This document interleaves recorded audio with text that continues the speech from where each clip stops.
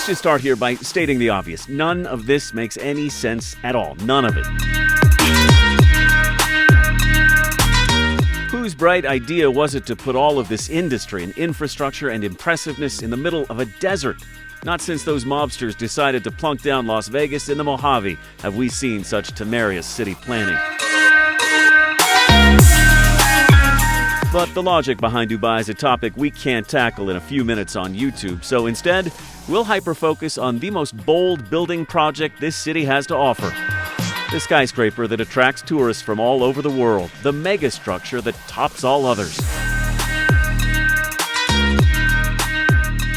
We are taking you to the very top of the man-made world, the tallest building on the globe, a building so tall you can see it from 60 miles away. We're on a journey to the top of the Burj Khalifa in downtown Dubai in the United Arab Emirates, and we'll share with you the 3 most important tips to make your Burj visit unforgettable.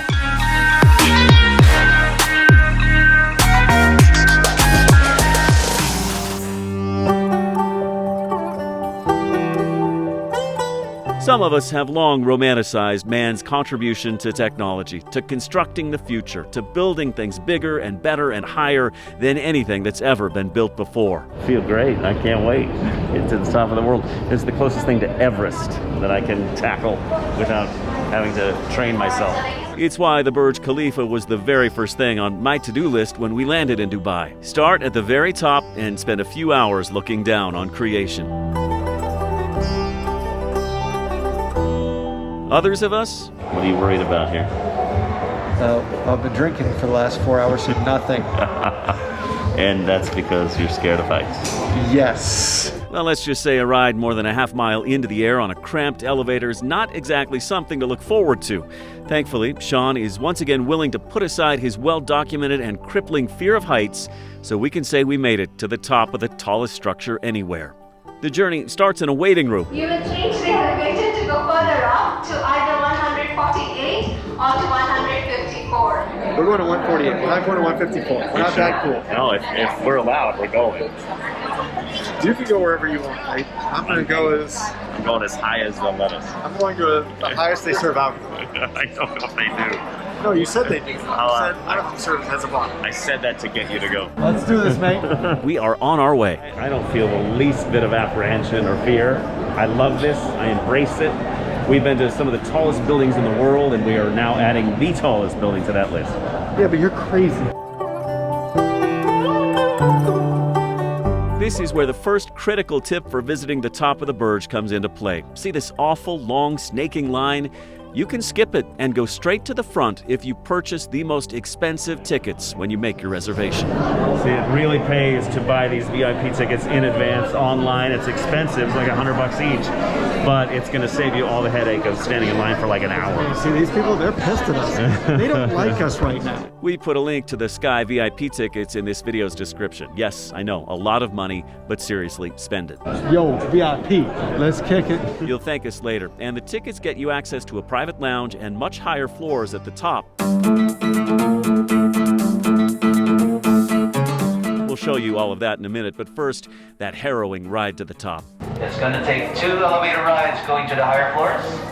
With the first one bringing you all the way to 125 in 77 seconds. And as soon as you come out from the elevator, my colleague will assist you. You will take another one going further up. Start on the higher levels, then also return and visit 125. Okay? They will see the stickers on you, and they will bring you to those floors. As we step onto some of the fastest elevators in the world, we're about to be transported 30 feet per second. Projected onto the elevator walls, facts and stats about the superstructure we're climbing to the top of. The darkness, a slight distraction for those who are afraid of the heights we're reaching.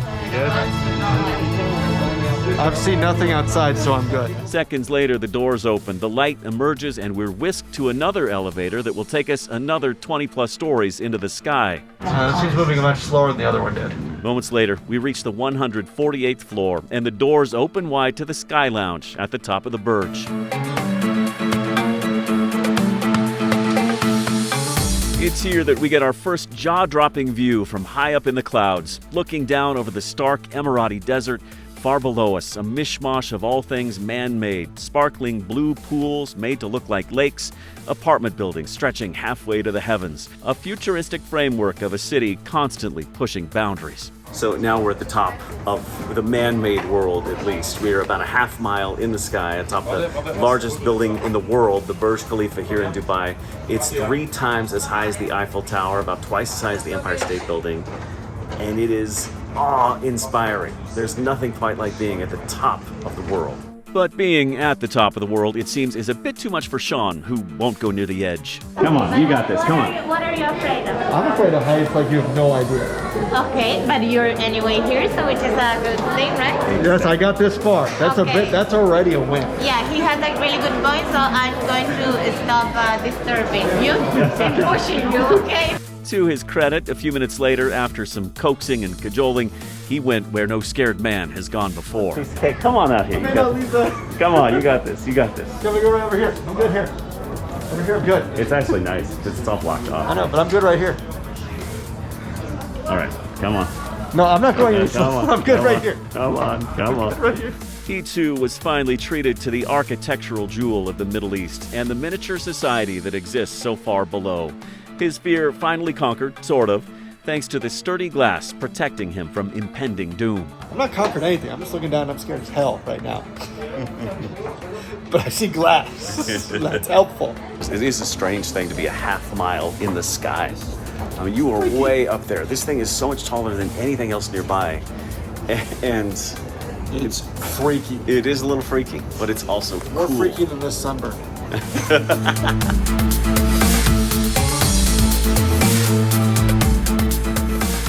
Now, on top of getting this view that is more than 20 floors higher than the ones those throngs of tourists are currently enjoying, that extra expensive ticket we implored you to buy gives you access to the Sky Lounge, a cool room decorated like a Dubai nightclub where you can enjoy treats and sip tea while you hobnob with others, passing the time as daytime turns to night. Which brings us to the second critical tip for visiting the Burj Khalifa.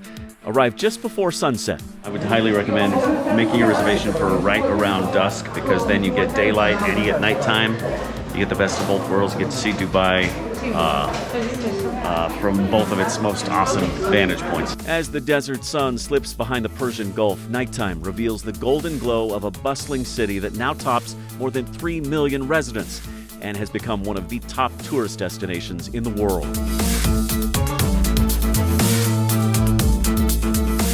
If you can find a spot along the glass between the small screen cinematographers and selfie takers crowding the edge, you can't help but marvel at a city that has transformed from a small fishing village decades ago into an international metropolis today.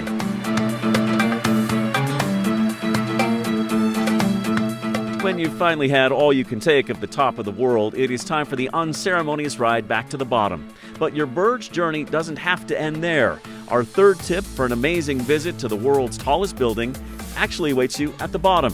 When you navigate your way through the attached Dubai Mall, the largest shopping mall in the world, walk across the plaza to the nearby Time Out Dubai Market. It's one of the few places you can get an alcoholic drink, and you'll get an amazing front row seat for the waterworks.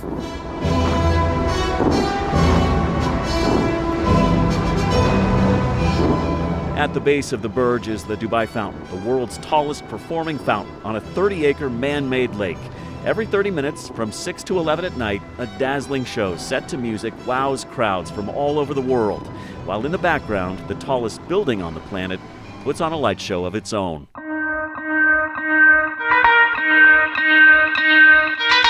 Yes, this is a desert. Yes, having a mega city with mega buildings in a blazing hot place with very few natural resources doesn't make any sense. But hey, they said the same thing about Vegas 100 years ago, and now 32 million tourists go there every year. Half that many already visit Dubai annually, and there's barely any booze and gambling in this desert.